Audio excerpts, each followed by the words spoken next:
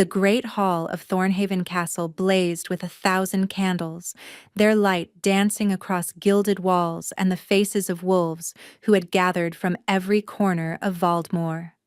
Tonight was the Claiming Moon, the sacred ceremony where unmated wolves declared their bonds before the Alpha King himself. Elowin stood at the edge of the hall, her fingers trembling against the silver fabric of her ceremonial gown. 3 years she had waited for this night. 3 years of secret glances and whispered promises from Corvin, the Alpha King's younger brother, the wolf who had sworn she was his fated mate. "You look beautiful," Brielle whispered beside her, squeezing her hand. At 15, her younger sister still believed in fairy tales and happy endings. "Corvin won't be able to take his eyes off you." Elowin managed to smile, though her stomach churned with unease.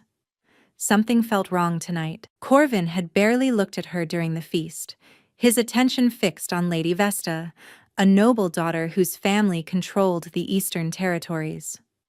"When he calls your name," Brielle continued excitedly, "you'll walk to the dais and he'll mark you in front of everyone. Then you'll be royalty, Elowin. Our family will finally be safe." Safe. The word echoed through Elowin's mind. Their father had died in the border wars 2 winters past, leaving them with nothing but debts and a crumbling cottage. When Corvin had begun courting her, promising to claim her as his mate, it had seemed like salvation. Not just for her, but for Brielle, who deserved more than a life of poverty and hunger. The ceremonial drums began to pound, silencing the crowd. On the raised dais at the hall's center, the Alpha King sat upon his throne of black stone, his face hidden in shadow. Elowin had never seen him clearly, only heard the rumors, that he was cold as winter iron, that he had killed his own father to take the throne, that no wolf dared meet his gaze. Beside the throne, Corvin stood in ceremonial armor, his handsome face arranged in a smile that didn't reach his eyes. "Wolves of Valdemore," the ceremony master announced, "the Claiming Moon rises. Let those who would declare their bonds step forward." One by one, couples approached the dais. Males declared their chosen mates, females accepted with joy, and the crowd cheered each union. Elowin watched it all with growing dread, waiting for her name, waiting for Corvin to call her forward as he had promised. The ceremonies continued. 10 couples, 20, 30. Corvin never spoke her name.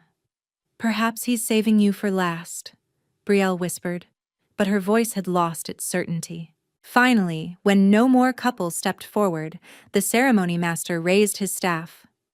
"The declarations are complete. Does any wolf wish to speak before the Claiming Moon sets?" Elowin felt the ground shift beneath her feet. Corvin stepped to the edge of the dais, scanning the crowd until his eyes found her. For one breathless moment, hope flared in her chest. Then he smiled, and the cruelty in it shattered everything. "I wish to speak," Corvin announced, his voice carrying easily through the silent hall. "There is a female here tonight who believed she would be claimed, a female who has told everyone in Valdemore that she is my chosen mate." Whispers rippled through the crowd. Elowin felt hundreds of eyes turning toward her, felt the heat of humiliation climbing her neck. "Elowin of the Western Valley," Corvin continued, savoring each word. "Step forward." "Don't!" Brielle grabbed her arm. "Elowin, something's wrong." But Elowin was already moving, drawn by some horrible compulsion toward the dais. The crowd parted before her, their faces a blur of curiosity and barely concealed delight. Everyone loved watching someone else's downfall. She stopped at the base of the steps, looking up at Corvin with desperate confusion. "My lord," she whispered, "I don't understand." "Of course you don't." Corvin's laugh was sharp and mocking. "You actually believed I would mate with a penniless orphan? A female with no bloodline, no power, no worth?" The words struck her like physical blows. "You promised," she breathed. "You said I was your fated—" "I said what I needed to say to warm my bed during the cold months," Corvin interrupted. But mate with you? He turned to the crowd, spreading his arms wide. Look at her. She cannot even afford a proper gown. She had to borrow that dress from a servant. Laughter erupted through the hall, cruel and cascading. Elowen felt tears burning her eyes but refused to let them fall. She would not give them that satisfaction. I reject you, Elowen of the Western Valley, Corvin declared, his voice ringing with ceremony. Before the Alpha King, before all the wolves of Valdemar, I declare you unworthy of my bond. Let no wolf of noble blood ever consider you for claiming. The rejection hit her wolf like a blade through the chest.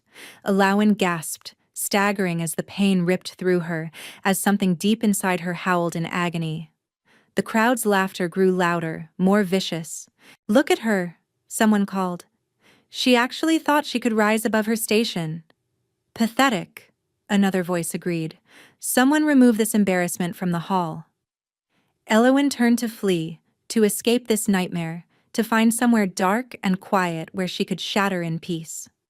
But before she could take a single step, a voice cut through the chaos like a blade through silk. Enough. The single word was spoken quietly, yet it silenced the entire hall as completely as a thunderclap. The laughter died, the whispers ceased. Every wolf went rigid with instinctive terror. On the throne, the Alpha King had risen to his feet. Elowen's breath caught as he stepped into the candlelight for the first time, and she saw the face that had haunted Valdemar's nightmares for a decade. He was not handsome in the way Corvin was handsome. His features were too sharp, too fierce, carved from shadow and violence. A scar ran from his left temple to his jaw, pale against his sun-darkened skin. His eyes were the color of molten amber, burning with an intensity that made her wolf want to simultaneously flee and submit. This was Kirin, the Wolf King, the Alpha who had united the warring packs through blood and conquest, and he was staring directly at her. Brother, Corvin's voice had lost all its arrogance, replaced by naked fear. You were merely proving yourself unworthy of our bloodline, Kirin interrupted without looking at him. His burning gaze never left Elowen's face as he descended the dais steps with predatory grace. You rejected this female? She is nothing, Corvin stammered, a peasant with delusions of... I did not ask for your assessment.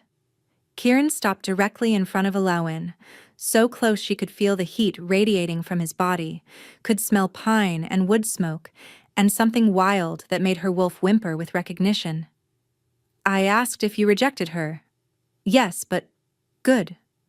Kirin's hand rose slowly, and Elowen flinched, expecting a blow. Instead, his fingers touched her chin with impossible gentleness, tilting her face up to meet his intense stare. Then she is unclaimed. The hall had gone deathly silent. What is your name? Kirin asked, his voice low enough that only she could hear. Elowen, she whispered, trembling. Something flickered in those amber depths. Something that looked almost like wonder. Elowen? He repeated, as if tasting the word. Then, louder for all the hall to hear. Elowen of the Western Valley, I claim you. The silence shattered into chaos. You cannot, Corvin shouted, his face contorted with fury. She is beneath you. She is beneath all of us. Kirin's gaze finally shifted to his brother, and the temperature in the hall seemed to drop by 10 degrees. Are you challenging my claim? Corvin's mouth opened, then closed. Whatever he saw in his brother's expression made him step backward, nearly stumbling over his own feet. No, he said quickly. Of course not, my king. Then it is done. Kirin's hand slid from Elowen's chin to her wrist, his grip firm but not painful. This female is mine. Any wolf who touches her, threatens her, or speaks against her will, answer to me personally. He began walking toward the hall's great doors, pulling Elowen alongside him. The crowd parted like water before a ship's prow, wolves pressing themselves against the walls to avoid even brushing against their king. Alawen's mind spun with shock and confusion. Minutes ago, she had been publicly destroyed. Now she was being claimed by the most powerful and feared wolf in the kingdom. "Wait," she managed as they reached the doors. "I don't understand. Why would you—" Kieran paused, looking down at her with an expression she couldn't read. "You will understand soon enough," he said. "But not here. Not with their eyes on us." The doors swung open onto the cold night air, and the Wolf King led his claimed mate into the darkness beyond. Behind them, Alawen heard Brielle calling her name, heard the eruption of shocked whispers that would spread through Valdemar like wildfire. But she couldn't look back. She could only follow this terrifying stranger who had just upended her entire existence.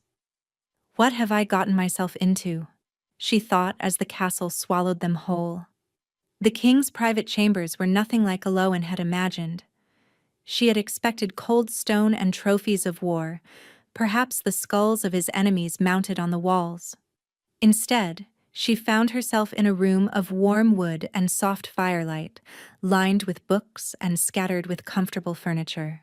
Kieran released her wrist the moment the heavy doors closed behind them, moving to stand before the crackling hearth. With his back to her, he seemed almost ordinary, just a tall man warming himself by a fire. But Alawen's wolf knew better.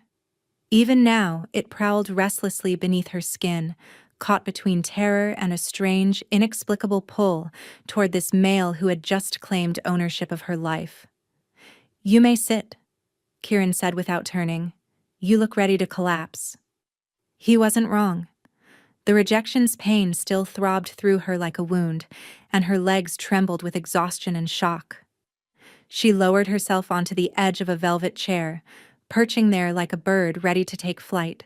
"I don't understand," she said finally, her voice smaller than she intended. "You're the Alpha King.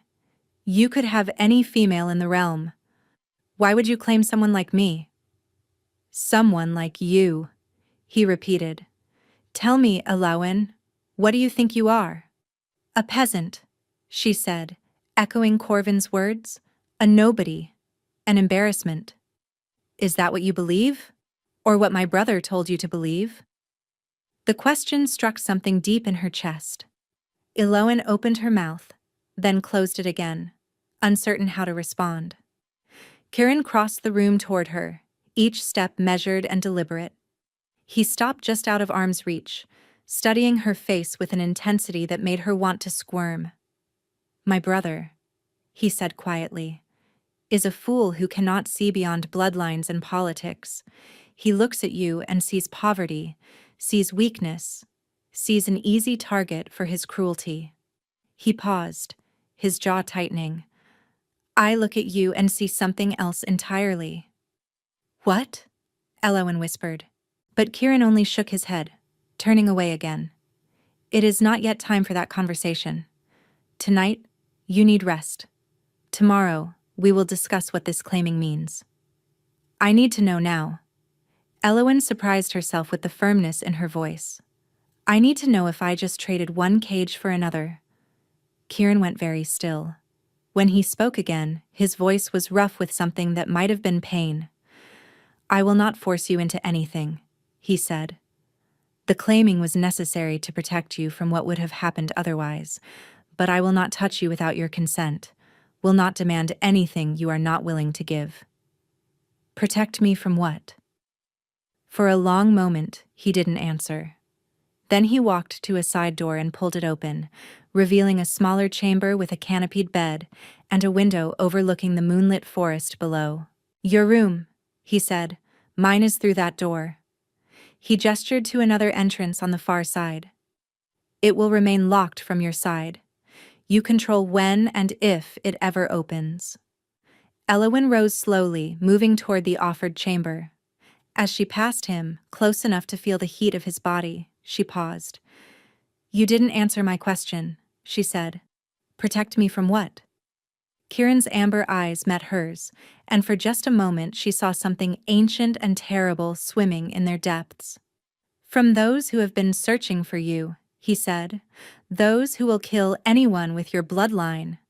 Before she could ask what that meant, he stepped back and closed the door between them, leaving Elowin alone with 1,000 new questions and the growing certainty that the Alpha King knew far more about her than she knew about herself. She pressed her hand to the door, feeling the solid wood beneath her palm. On the other side, she could hear his footsteps retreating, then silence. What bloodline? She thought. I'm a peasant. My father was a woodcutter, my mother a seamstress. There's nothing special about my blood. But even as she thought it, her wolf stirred with recognition, with a whisper of something that felt like memory.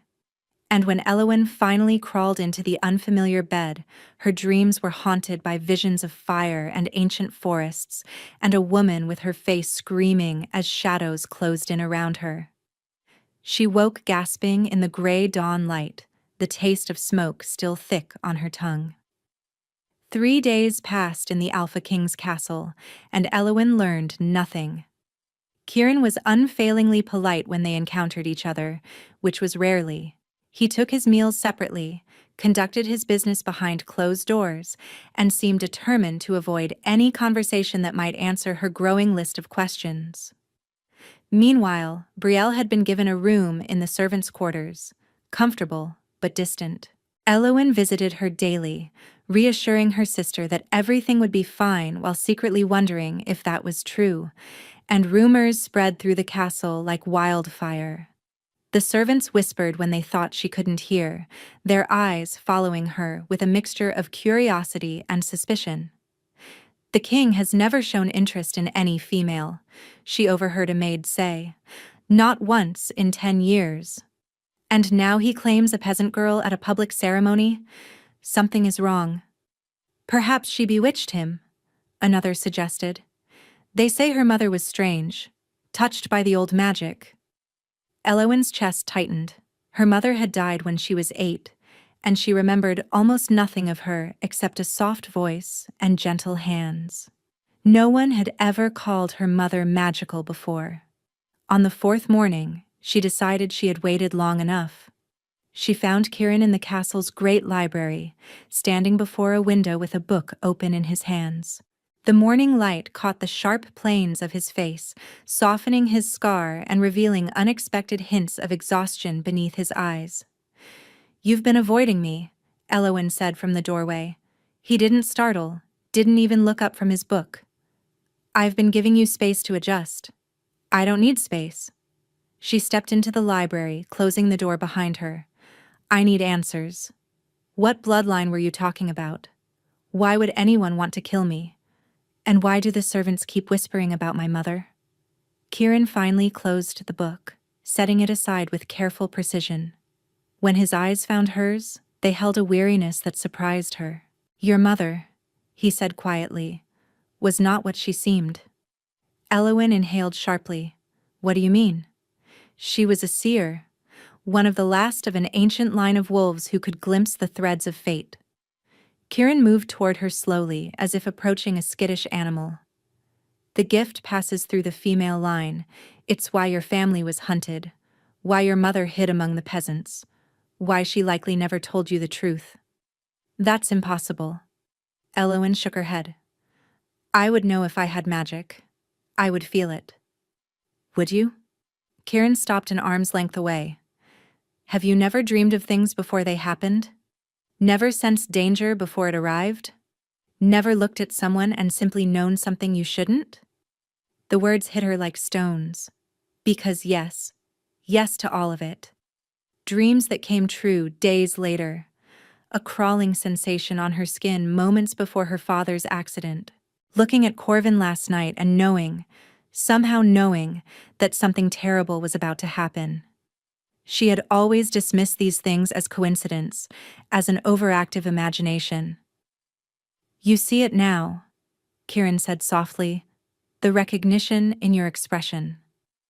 But if this is true, Elowin whispered, if my mother was this seer, why didn't she tell me?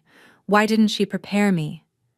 Because the old king, my father, had ordered every seer in the realm executed. Kieran's voice hardened with old fury. He feared their power, feared what they might see about his reign.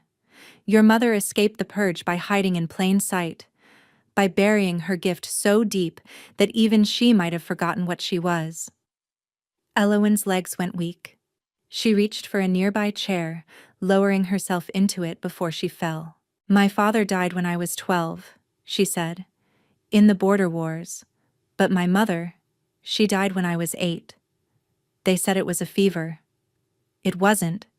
Kieran crouched before her, bringing their faces level. This close, she could see flecks of copper in his amber irises, could smell that intoxicating scent of pine and wilderness. She was murdered, Elowen, by wolves who had been hunting seers for decades, and when they realized she had a daughter. He didn't finish the sentence. He didn't need to. They've been looking for me, Elowen breathed. All this time. Yes. Kieran's hand rose as if to touch her face, then stopped mid-air.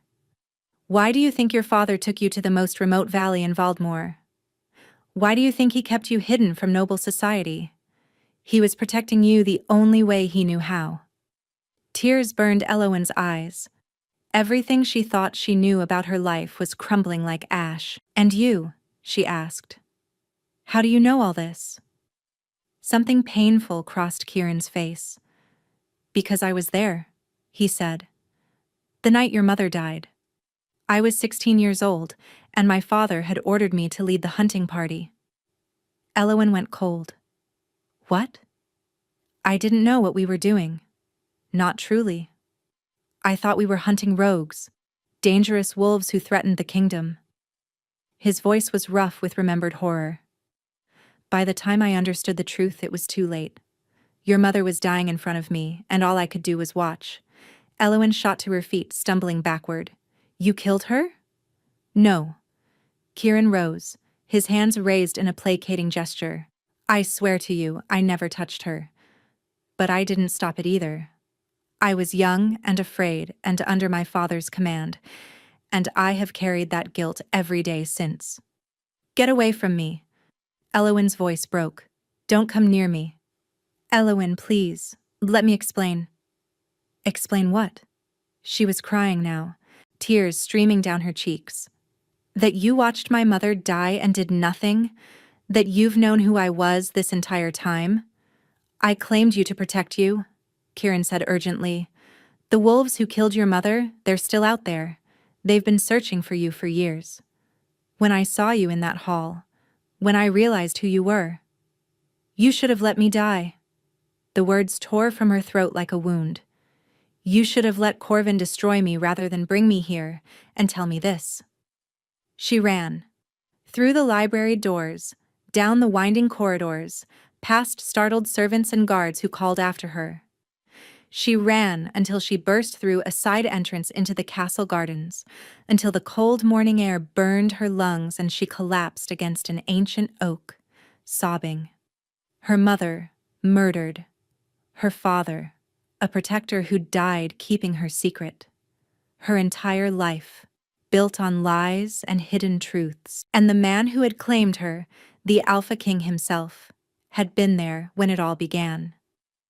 Elowen pressed her face to the rough bark, her body shaking with grief. She didn't hear the footsteps approaching, didn't sense the presence behind her until a hand closed over her mouth and a needle pierced her neck. The last thing she saw before darkness claimed her was a face she recognized from the great hall. Lord Malachar, her mind whispered as consciousness fled. He was standing next to Corvin during the rejection. Then there was nothing at all. Elowen woke to the smell of damp stone and old blood. Her head throbbed viciously, and when she tried to move, she discovered her wrists were bound above her, iron shackles biting into her skin. She was in some kind of cellar, lit only by a single torch that cast dancing shadows across walls that glistened with moisture. Ah! A cultured voice said from the darkness. The seer's daughter awakens. A figure stepped into the torchlight, and Elowen's stomach turned. Lord Malachar was tall and gaunt, with the kind of refined features that might have been handsome if not for the cruelty lurking behind his pale eyes. You've caused me considerable trouble, he continued, circling her like a predator examining prey. 20 years I've been searching for you. 20 years of tracking rumors and hunting false leads. And all this time, you were hiding in plain sight in some peasant valley. What do you want? Elowen's voice came out as a croak. What do I want? Malachar laughed softly. I want what I've always wanted.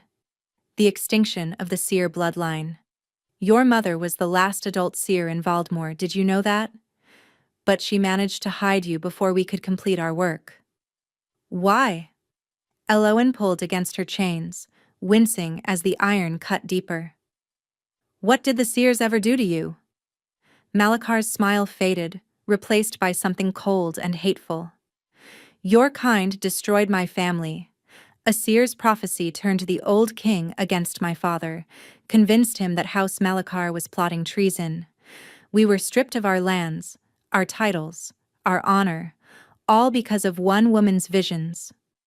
That wasn't my mother. No, Malachar agreed. It was your grandmother. But the sins of the bloodline must be paid in full. He reached into his coat and withdrew a vial of shimmering liquid that seemed to glow with its own inner light. Do you know what this is? Elowen shook her head, fear coiling in her gut. It's called Moon's Bane, an ancient poison designed specifically for our kind. He held the vial up to the torchlight, admiring its contents. A few drops will suppress a wolf's ability to shift. A full dose will kill even the strongest alpha within hours. But for a seer? His smile returned, sharp and vicious. For a seer, it does something far more interesting. He unstoppered the vial and moved toward her. No. Elowen struggled wildly against her chains. Please, don't. This won't kill you, Malachar said, gripping her jaw with bruising force. Not yet. First, it will unlock your gift completely. Force every vision you've ever suppressed to the surface all at once. The pain will be extraordinary. He tilted her head back, positioning the vial above her lips. And when you've seen everything you were meant to see, when your mind has shattered from the onslaught, then I'll let you die. The liquid touched her tongue, cold and bitter, burning as it slid down her throat. Elowen tried to spit it out, but Malachar's hand clamped over her mouth, forcing her to swallow. For a moment, nothing happened. Then the world exploded. Visions slammed into her like waves against a cliff. Her mother's face, young and laughing. Her mother's face, older and terrified, pressing a kiss to 8-year-old Elowen's forehead before pushing her into a hidden cellar. Stay quiet, my love.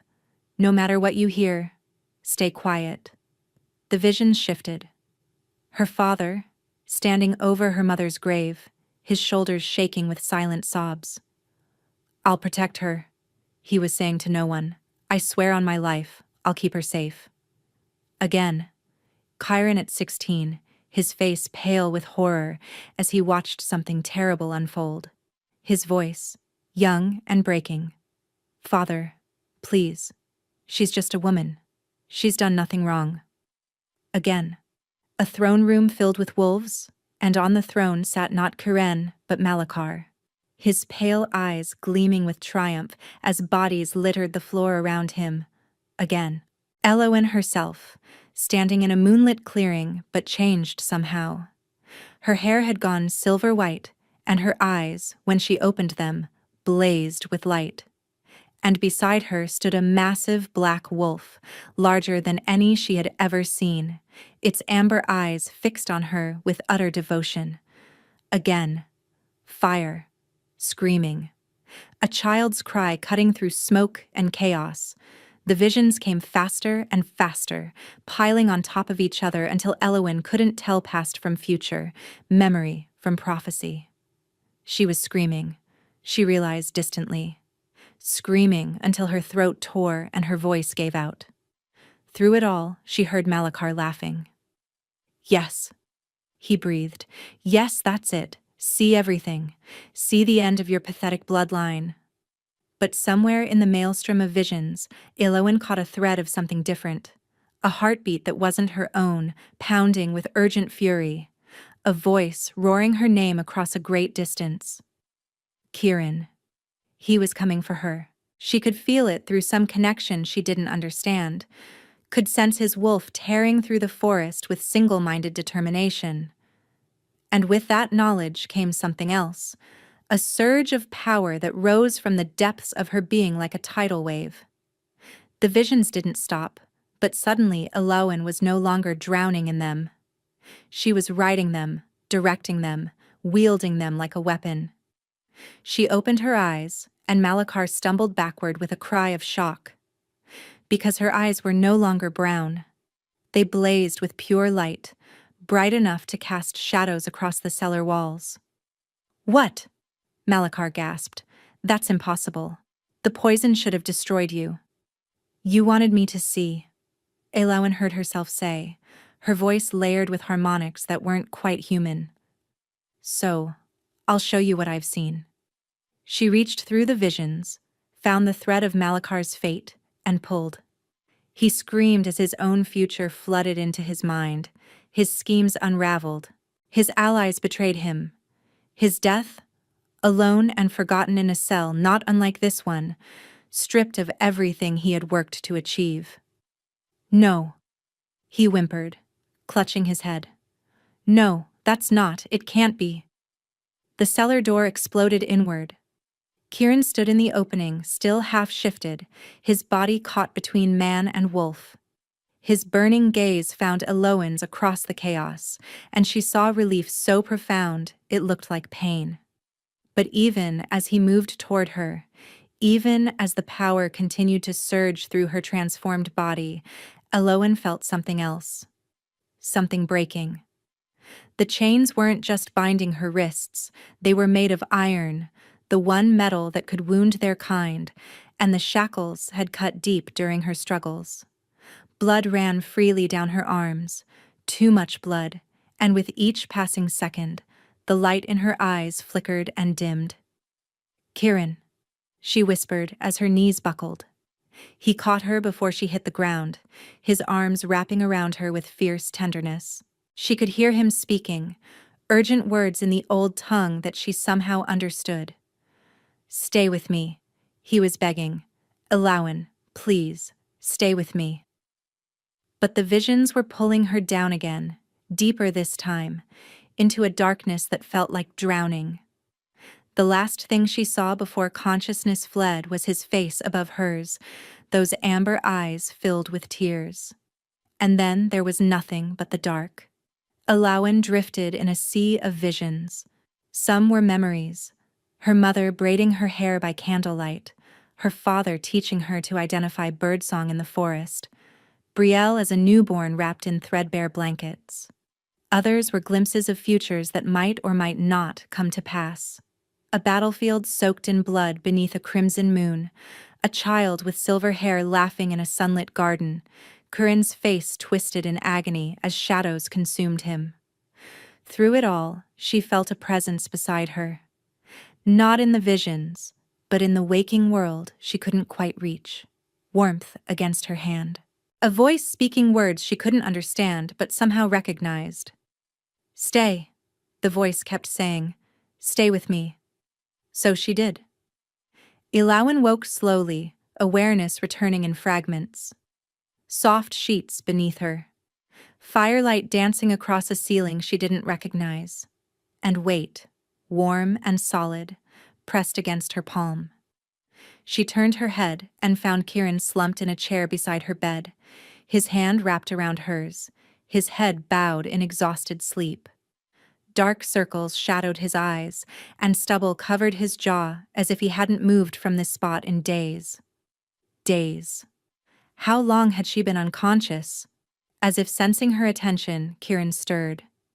His eyes opened, unfocused at first, then sharpening with sudden alertness when they found her face. Elowen. Her name left his lips like a prayer. He straightened, his grip on her hand tightening. "You're awake. Thank the gods. You're awake." "How long?" Her voice emerged as a croak, her throat raw and aching. 5 days.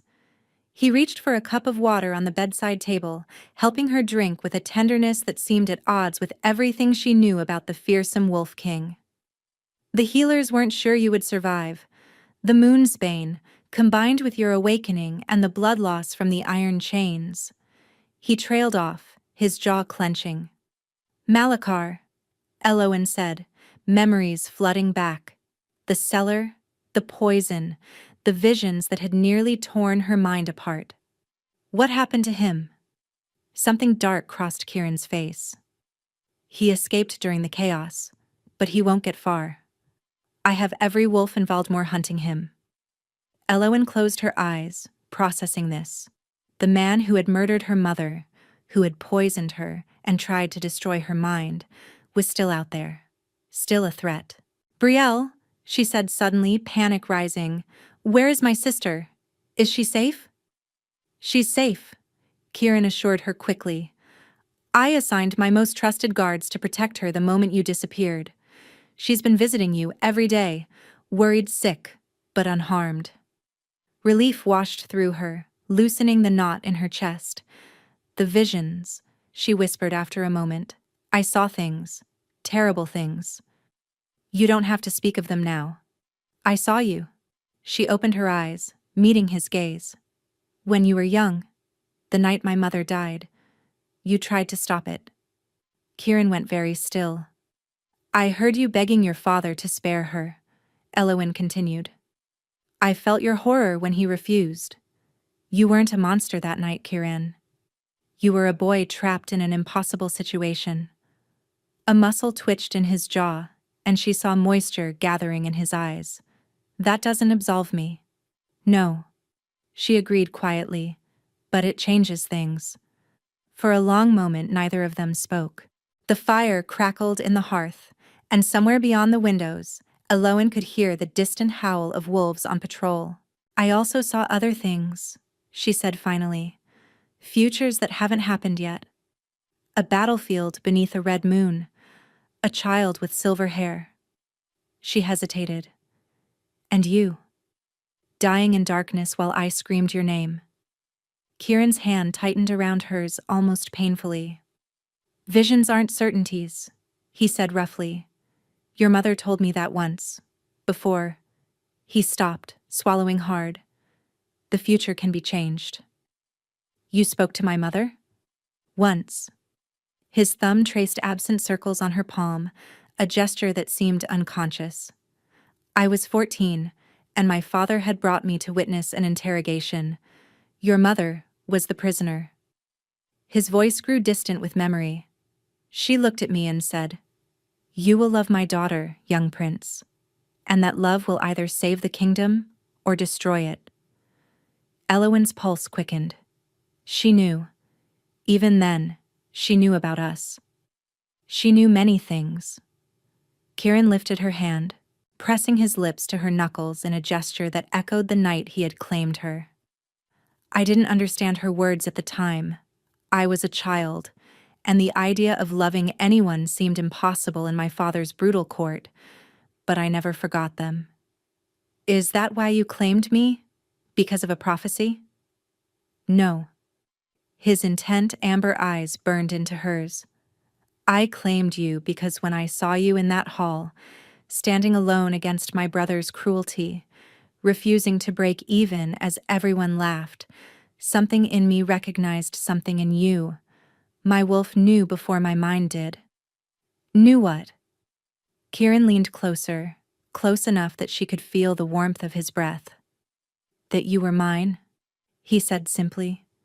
That you had always been mine, and I had spent my entire life waiting without knowing what I was waiting for. Eloin's skin flushed with heat.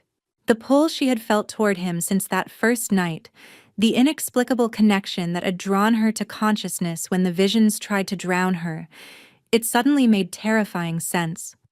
The bond, she whispered. The claiming. It's more than political, isn't it? For most wolves, claiming is a choice, a declaration of intent. Kieran's voice dropped lower.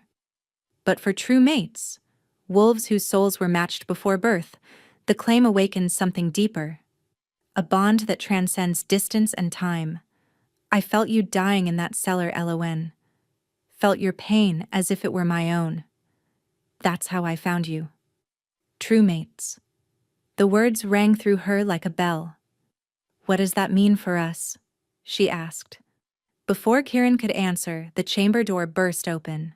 Brielle rushed in, her young face streaked with tears, followed by a harried-looking servant who was clearly supposed to have prevented this interruption. Elowyn! Brielle threw herself onto the bed, wrapping her arms around her sister. They said you might die. They said the poison was too strong. I've been so scared. Elowyn held her sister tightly, breathing in the familiar scent of home. I'm here, she murmured. I'm not going anywhere. Over Brielle's shoulder, she met Kieran's eyes. He had risen from his chair, his expression shifting from tender to guarded as others entered the room. We will continue this conversation later, he said quietly. Elowyn nodded, but as she watched him retreat toward the door, a chill ran down her spine that had nothing to do with her recent ordeal.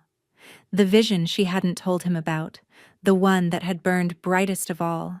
Kieran standing before a great fire, his hands covered in blood, while a voice whispered, "The king must die for the kingdom to live." Whose blood? She wondered as the door closed behind him. And whose voice was that? The questions haunted her long after Brielle had cried herself to sleep in her arms. 2 weeks passed, and Elowyn grew stronger each day. Her seer abilities, once dormant, now simmered constantly beneath the surface. Visions came without warning, flashes of possibility that interrupted her waking hours and invaded her dreams. The castle healers taught her basic techniques for managing the gift, but controlling it fully would take years of practice she didn't have. Meanwhile, her relationship with Kieran had shifted into something she couldn't define. They took meals together now, just the two of them in his private chambers. He told her stories of the kingdom, of the politics and alliances that kept Valdemar stable. She shared memories of her childhood in the valley, of the father who had sacrificed everything to keep her hidden. Slowly, carefully, they were learning each other. But always, there was a boundary neither of them crossed. Kieran never touched her beyond what courtesy required, never pressed for more than she offered. And Elowyn, still reeling from everything she had learned, was grateful for the space. Until the night everything changed.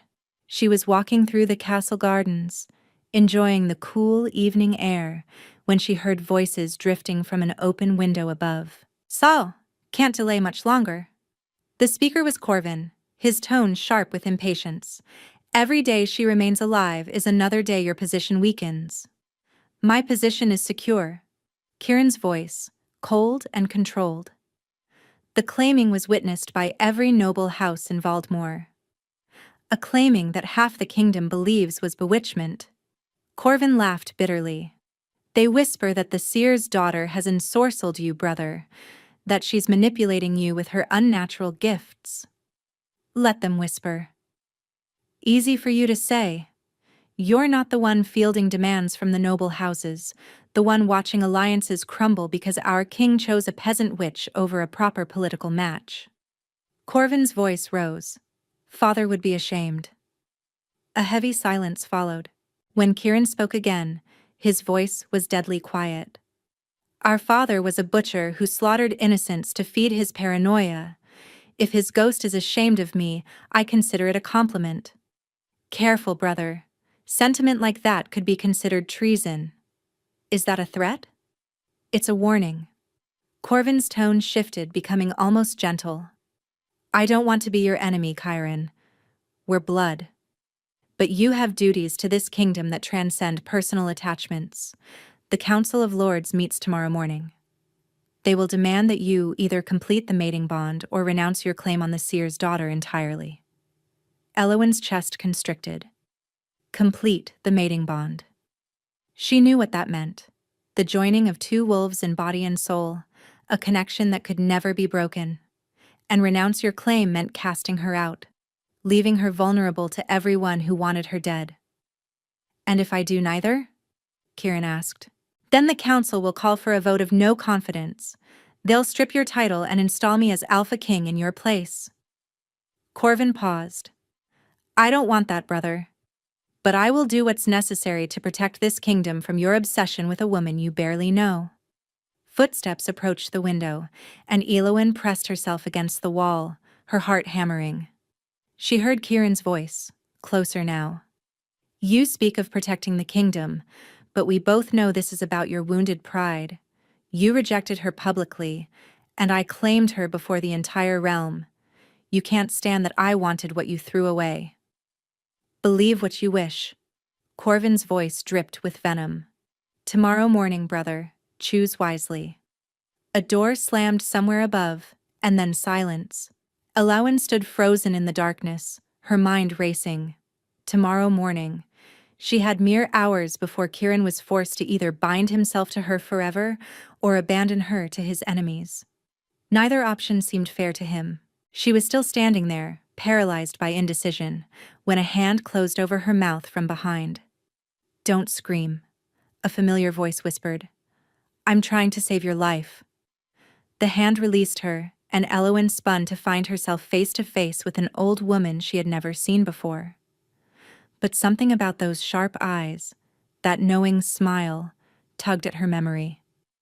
"Who are you?" "Someone who knew your mother." The old woman glanced nervously toward the castle windows. "And someone who knows what Lord Malachar is planning. We need to talk, child, but not here. Follow me." Every instinct screamed that this was a trap. But the mention of her mother, combined with the genuine fear in the old woman's eyes, made Elowen hesitate. "Why should I trust you?" The old woman reached into her cloak and withdrew a pendant on a silver chain. Even in the dim light, Elowen recognized it. A crescent moon cradling a star. Her mother had worn an identical pendant in every memory Elowen possessed. "Because your mother was my daughter," the old woman said quietly, "and I am the grandmother you were told was dead. Now please, Elowen, we don't have much time."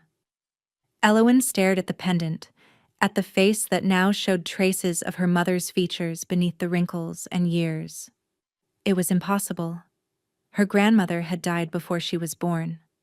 That's what her father had always said. But her father had said many things that turned out to be lies. Against every rational thought, Elowen followed the old woman into the darkness beyond the garden walls.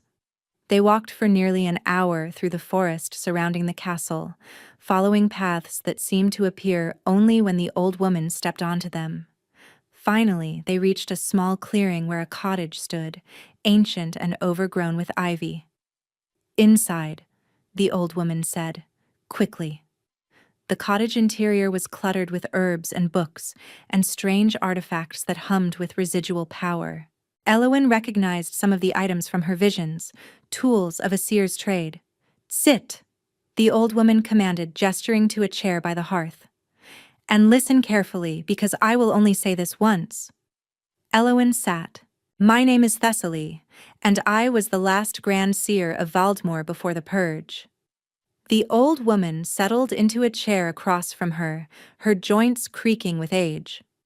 "When the old king began his slaughter, I went into hiding. I faked my death, abandoned my daughter to protect her, and have lived in these woods ever since." "You abandoned my mother?" Elowen felt a spark of anger. "You let her face the hunters alone?" "I let her live." Thessaly's voice was sharp. "If I had stayed, they would have found us both. By disappearing, I drew their attention away from her. It worked for nearly 2 decades. Her expression darkened. "Until Malachar found her anyway." Elowen's anger faded, replaced by grief. "You've been watching this whole time. Watching her die. Watching me grow up without knowing any of this." "Watching and waiting," Thessaly agreed. "Because I saw this moment. Elowen, I saw you coming into your power, and I saw what Malachar plans to do with the information he extracted from your awakening." "What do you mean?" Thessaly leaned forward, her old eyes burning with intensity.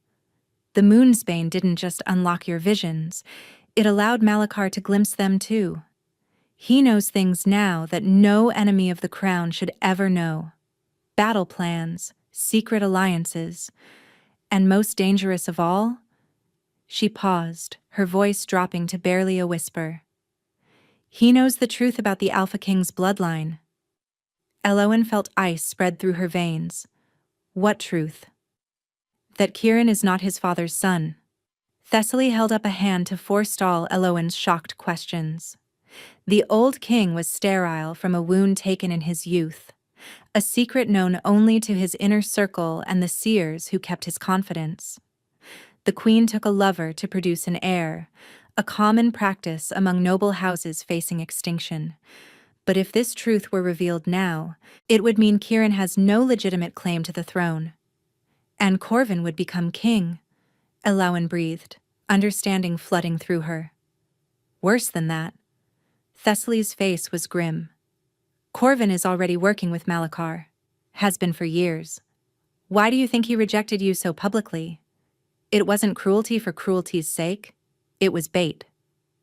They knew Kieran would claim you. They wanted him to bind himself to a seer, because seers can be used as weapons, Elowen. Our visions can be extracted, twisted, turned against those we love. The room seemed to spin around her. The moon's bane, Elowen said slowly, pieces falling into place. Malachar didn't just want to kill me, he wanted to harvest my visions, learn the kingdom's secrets. And now he has them. Thessaly rose from her chair, moving to a cabinet filled with vials and powders. Tomorrow morning, Corvin will present evidence of Kieran's illegitimacy to the council. Malachar will use your stolen visions to reveal every secret the crown has tried to protect. And when the dust settles, Corvin will sit on the throne with Malachar as his right hand. Then I have to warn Kieran. Warning him won't be enough. Thessaly turned, and in her hands was a small box carved from black wood. There's only one way to protect him now. The same way your mother tried to protect you. She opened the box, revealing a dagger with a blade that shimmered like moonlight. This is the seer's blade, Thessaly said quietly. Forged in the First Age for moments exactly like this. It can sever the connection Malachar created when he poisoned you. Destroy the link through which he accesses your visions. Then we should use it immediately. It's not that simple. Thessaly's eyes met hers with terrible weight. The blade doesn't sever the connection cleanly. It severs everything. Your gift, your bond with the Alpha King, possibly your life itself. There's no way to know what you'll lose until you make the cut. Elowen stared at the blade, her stomach sinking. Everything. She might lose everything. There has to be another way. There isn't. Thessaly pressed the box into her hands. Believe me, child. I've seen every path forward. They all end in blood and fire except for one, and that one requires you to make an impossible choice. Outside, a wolf howled in the distance, then another, and another. Thessaly's face went pale. They're hunting you. Malachar's wolves. They must have followed your scent from the castle. Then I'll lead them away. No. Thessaly gripped her arm with surprising strength. Take the blade, go north, toward the old ruins. There's a place there where even Malachar's wolves won't follow. Decide what you're willing to sacrifice. And when you're ready. She pressed something else into Elowen's hand, the pendant with the crescent moon. Find your king. Tell him the truth, and pray to the old gods that love is stronger than blood. Before Elowen could respond, Thessaly shoved her toward the cottage's back door. Run! The old woman commanded. Run, and don't look back. Elowen ran. Behind her, she heard the cottage door splinter. Heard her grandmother's voice raised in defiance. Heard snarling and screaming and then terrible silence. She ran until her lungs burned and her legs threatened to give out. She ran until the trees thinned and ancient stone ruins rose before her in the moonlight, just as Thessaly had promised.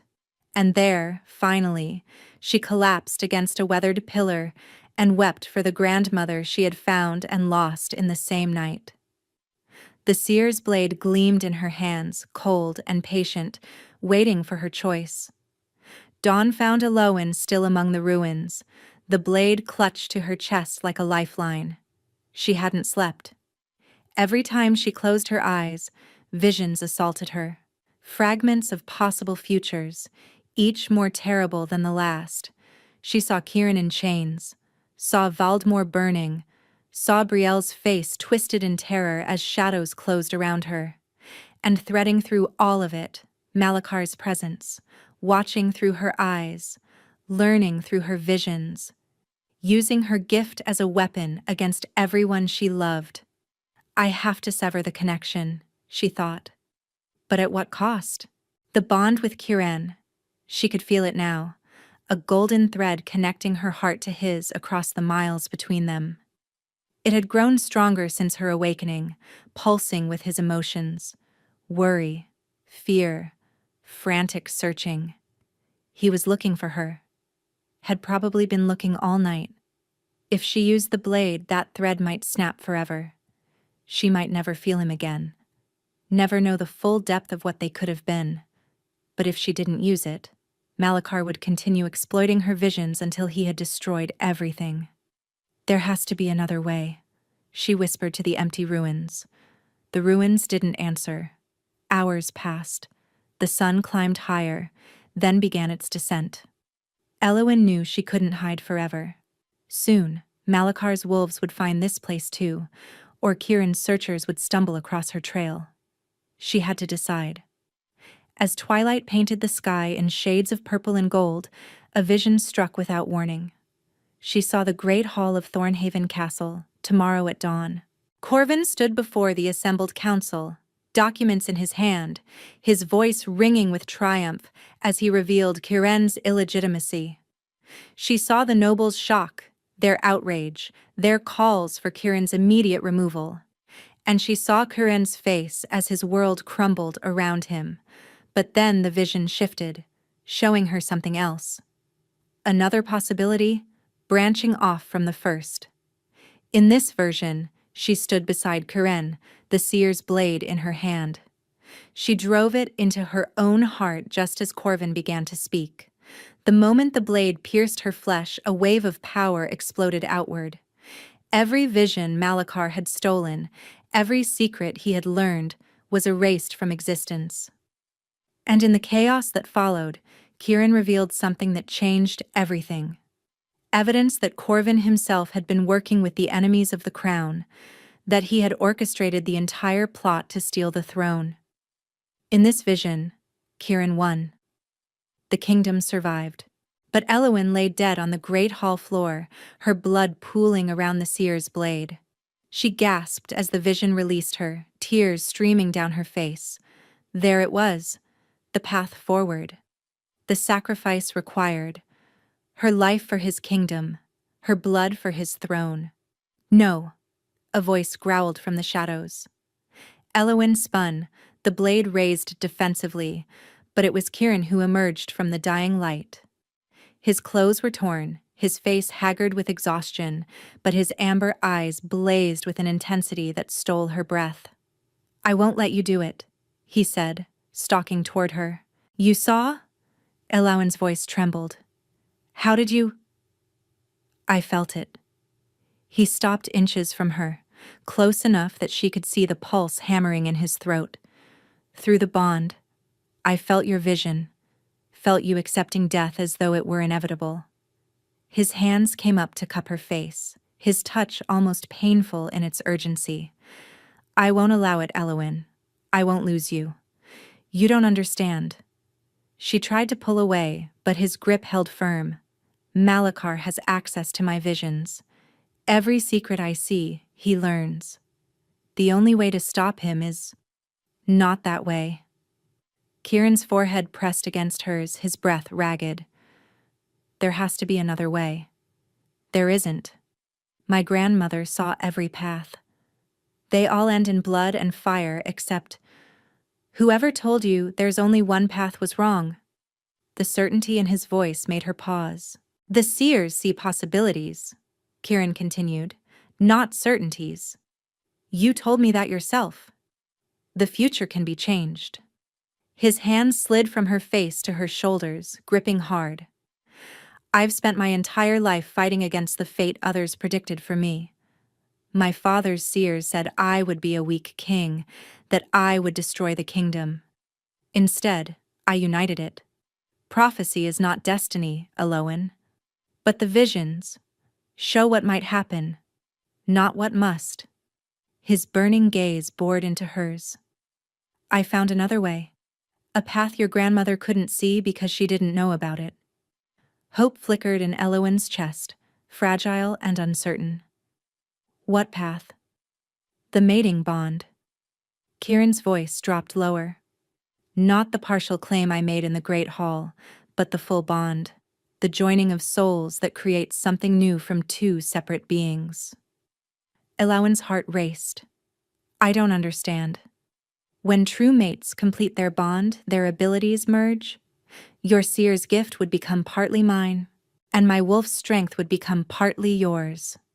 His grip on her shoulders tightened. Malakar's connection to you was created through poison and force, but a true bond, freely given, is stronger than any dark magic. It would burn away his corruption like fire through rot. You can't know that for certain. No, he admitted. But I believe it, and I'm willing to stake everything on that belief. His hand rose to trace the line of her jaw, achingly gentle. The question is whether you're willing to do the same. Elowen stared at him, her mind racing through the implications. The full mating bond was permanent, unbreakable. It meant tying herself to this man forever, sharing not just her life, but her very soul. Why? She whispered. Why would you risk your kingdom, your throne, everything you've built for a woman you've known for mere weeks? Kieran's smile was small and sad and beautiful. Because your mother was right, he said. I do love you, Elowen. I think I've loved you since before I knew your name, since a dying seer looked at a frightened boy and told him his future held something worth surviving for. His thumb brushed across her cheek, catching a tear she hadn't realized she'd shed. You are worth more to me than any throne. If I have to choose between my kingdom and your life, the choice isn't even difficult. The words cracked something open in her chest. The council meets at dawn, she said, her voice unsteady. If we do this, if we complete the bond, they'll say I bewitched you. They'll use it as more proof that I'm dangerous. Let them. Kieran's expression sharpened with determination. I've spent 10 years proving myself to wolves who will never be satisfied. I'm done seeking their approval. I want you, Elowen. Not because prophecy demands it, not because politics requires it, but because when I look at you, my wolf goes quiet for the first time in my life. Because when you were dying in my arms, I knew I would follow you into death, rather than live without you. Elowen's breath faltered. The seer's blade slipped from her nerveless fingers, clattering against the ancient stones. Before she could think, before she could second-guess, she closed the distance between them.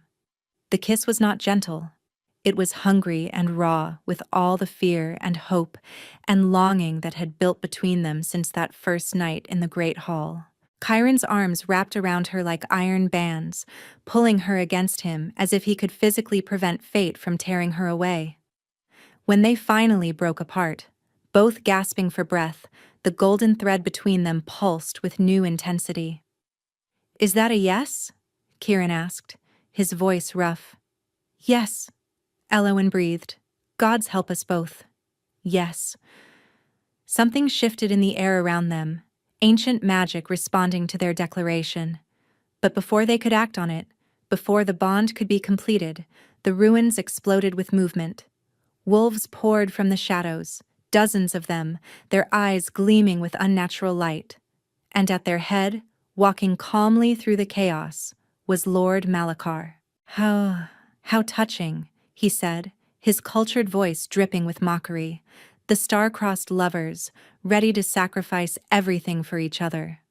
He smiled, and in the dying light, his teeth seemed too sharp, too numerous. Unfortunately, I can't allow this particular fairy tale to have a happy ending. Kieran shoved Elowen behind him, a snarl building in his chest. How did you find us? Your little seer isn't the only one with gifts. Malakar tapped his temple. The Moonsbane created a link between us. I see what she sees, feel what she feels. Every tender moment, every reckless plan. His smile widened. I knew you would come to her eventually. I've just been waiting for the right moment to strike. The wolves around them began to close in, tightening the circle. Run! Kieran growled, not taking his eyes off Malachar. Find my wolves. Bring help. I'm not leaving you. How noble! Malachar's laugh was sharp and cruel. But unnecessary. Neither of you will be leaving these ruins alive. He raised his hand, and the wolves attacked. Chaos erupted in the ruins. Kieran shifted mid-leap, his body exploding into the massive black wolf Eloan had glimpsed in her visions. He met the first wave of attackers with savage fury, his jaws closing around throats, and his claws tearing through flesh. But there were too many of them. Far too many. And even the Alpha King couldn't fight an army alone. Eloan scrambled for the seer's blade, her fingers closing around its hilt, just as a wolf lunged for her throat. She slashed wildly, feeling the blade bite into fur and muscle, and the creature fell back with a howl of pain. More came. Always more. Through the chaos, she could see Kieran fighting his way toward her, his black fur matted with blood, some his, some theirs. But Malachar's wolves kept pushing between them, a living wall of teeth and claws. Give up, little seer, Malachar called from his position at the edge of the battle. He hadn't shifted, hadn't even moved, content to watch his minions do the bloody work. Your king is strong, but he's only one wolf. Accept the inevitable. Eloan's grip tightened on the blade. The visions swirled through her mind. Death and fire and blood. But beneath them, she sensed something else. A thread of possibility she hadn't seen before. Golden and bright, pulsing in time with her heartbeat. The bond. Even incomplete, even fragile, the connection to Chiron hummed with untapped power. What had he said? When true mates complete their bond, their abilities merge. They hadn't completed the bond, but they had begun it. That kiss in the ruins, that mutual declaration of love, it had started something. Created a bridge between their souls that hadn't existed before. Could she use it? Eloan closed her eyes, reaching inward toward that golden thread. She could feel Chiron through it, his fury and fear and unwavering determination. She could feel the wild strength of his wolf, ancient and primal. And she could feel him reaching back. Take what you need, his voice echoed through her mind. Not words exactly, but meaning, pure and clear. I'm yours. Power flooded through her, not the gentle warmth of her seer's gift, but something fiercer, the raw strength of an alpha wolf, tempered by centuries of bloodline and battle. It merged with her own abilities, and suddenly she could see clearly for the first time. Not fragments and possibilities, but the true shape of what was happening around her. Malachar's wolves weren't just following orders. They were bound to him through dark magic, their wills suppressed, their bodies puppeted by his power. The corruption ran through them like poison, originating from Malachar himself, and spreading outward through invisible chains, chains that could be cut. Eloan's eyes snapped open, blazing with light, not just with her seer's power, but with the wolf strength Kieran had shared. She raised the blade and drove it into the ground at her feet. The effect was immediate and devastating. Power exploded outward from the point of impact, racing through the ruins like lightning through water. Where it touched Malachar's wolves, the dark chains binding them shattered. Wolves collapsed mid-attack, whimpering and confused as their minds returned to their own control. But the power didn't stop there. It raced toward Malachar himself, and Eloan saw real fear flash across his face for the first time. He raised his hands, summoning shields of dark energy, but the golden light tore through them like paper. Impossible, he gasped, stumbling backward. You haven't completed the bond. You shouldn't have this power. Love doesn't need completion to be real, Elowen said, and her voice resonated with harmonics that shook the ancient stones. It only needs to be true. The light struck Malachar full in the chest. He screamed, a sound of pure agony that echoed through the ruins and beyond, carrying across the miles to Thornhaven Castle itself. The corruption that had allowed him to access Elowen's visions, to control his wolves, to scheme and plot in shadows for decades, all of it burned away in an instant.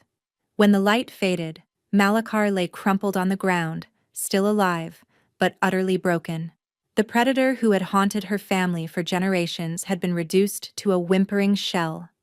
Around them, the freed wolves were slowly rising, shaking their heads in confusion. Some shifted back to human form, staring at their hands as if seeing them for the first time. "What did you do to us?" one of them asked, his voice cracking. "I set you free," Elowen said simply. Strong arms wrapped around her from behind, and she sagged into Kieran's embrace as the borrowed power finally drained away. He had shifted back to human form, bloodied but alive. Gloriously alive. "You magnificent, terrifying woman," he breathed against her hair. "You could have died, using that much power without a complete bond." "But I didn't." She turned in his arms, reaching up to touch his face. "Because you gave me your strength. Because we're connected, Kieran. Even without the ritual. Even without the ceremony." His burning gaze searched hers. "We should complete it," he said quietly. "Here. Now. Before anything else can tear us apart." "Here?" Elowen glanced at the devastation around them. The groaning wolves, the unconscious Malachar, the blood-soaked stones. "In the middle of all this? I don't want to wait another moment." Kieran's fingers threaded through her hair, tilting her face up to his. "I've waited my whole life without knowing I was waiting. I refuse to wait any longer." Elowen's chest swelled with emotion. After everything they had survived, after all the secrets and betrayals and near deaths, here was this man, this king, looking at her like she was the only thing in the world that mattered. "Yes," she whispered. "Complete the bond. Make me yours." The ritual was simpler than she had imagined. Kieran's teeth found the sensitive spot where her neck met her shoulder, the same place where claiming bites had been given since the first wolves walked the earth. The pain was sharp but brief, quickly overtaken by a flood of warmth that spread through her entire body. She felt him then, truly felt him. Not just emotions through a fragile thread, but his entire being opening to her. His memories became hers. A childhood of brutality under his father's reign, the moment he first saw her mother and heard the prophecy that would shape his life. Years of ruling alone, while secretly hoping for something he couldn't name. And she gave herself back to him just as completely. Her grief for parents lost too soon. Her fierce love for Brielle.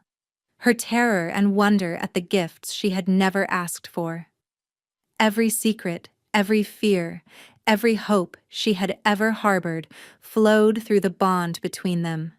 When it was done, when the bite had healed into a silver scar that marked her as his forever, Elowen felt tears streaming down her face. "I can feel you," she breathed. "Everything you are. It's beautiful, Kieran. You're beautiful." He kissed her then, soft and reverent, a promise sealed with more than words. "We need to get back to the castle," he said when they finally parted. "The council meets at dawn, and Corvin." "Corvin?" Elowen's expression hardened as she remembered everything her grandmother had revealed. "He's been working with Malachar. He knows about your bloodline." Kieran's face went carefully blank. "You know." "Thessaly told me, my grandmother." Elowen swallowed hard. "She's dead now. Malachar's wolves killed her while I escaped." Pain crossed Kieran's features. "I'm sorry. If I had known she was alive." "There's no time for grief yet." Elowen straightened her shoulders, drawing on the strength their bond provided. Corvin plans to expose your illegitimacy at dawn. He'll use it to claim the throne. Let him try. Kieran's voice was steel. I have evidence of my own, evidence of his conspiracy with Malachar.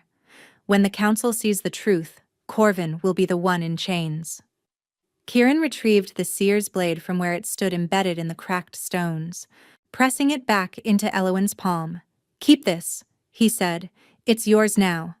They gathered what allies they could from the freed wolves, those who were grateful for their liberation and eager to testify against their former master.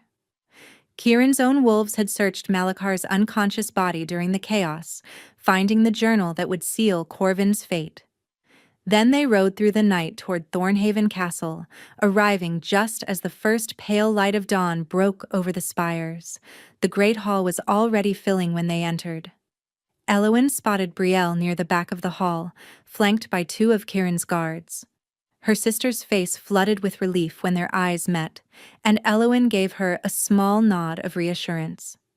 Every noble house in Valdemar had sent representatives, drawn by the promise of drama and political upheaval. Corvin stood at the front of the hall, documents clutched in his hands, his face arranged in an expression of righteous concern. "Brother," he said as Kieran approached. "I was worried. You disappeared for days without word. Some feared the worst." "I'm sure you did." Kieran's voice carried easily through the hall.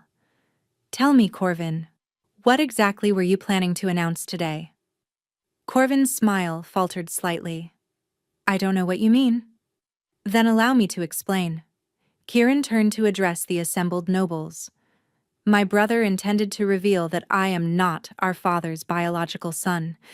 He hoped to use this information to have me removed from the throne." Gasps rippled through the crowd. Corvin's face went pale. "You admit it?" someone called. "I admit nothing that wasn't already known." Kieran's gaze swept the hall. "My mother took a lover to produce an heir because our father was incapable of siring children. This was done with his knowledge and approval, as was common practice among noble houses facing extinction. I have documents proving this, signed by our father himself." He produced a scroll, handing it to the nearest council member. "Furthermore," Kieran continued, "I have evidence that Corvin has been conspiring with Lord Malachar, a man who orchestrated the murder of innocent seers, who poisoned my claimed mate, and who enslaved dozens of wolves through dark magic to serve his schemes." The freed wolves stepped forward, their testimonies tumbling out in a flood of accusations. They spoke of years of enslavement, of being forced to guard Corvin's secret meetings with Malachar, of overhearing their plans to overthrow the crown. Corvin's composure crumbled. "This is lies," he sputtered. "Fabrications designed to—" "Is this a fabrication?" Elowin stepped forward, and the hall fell silent. She was still wearing the torn dress from the ruins, still marked with blood and dirt, but she walked with the bearing of a queen. In her hands she carried Malachar's journal, filled with meticulous records of every plot, every payment, every promise Corvin had made. "Lord Malachar kept excellent records," she said, her voice carrying clearly, "including the arrangement to have me poisoned with Moonsbane so he could harvest my visions." She opened the journal to a specific page. "And the payments Corvin made to ensure the poison was administered at the most opportune moment." Corvin lunged for the journal, but two guards seized him before he could take a step.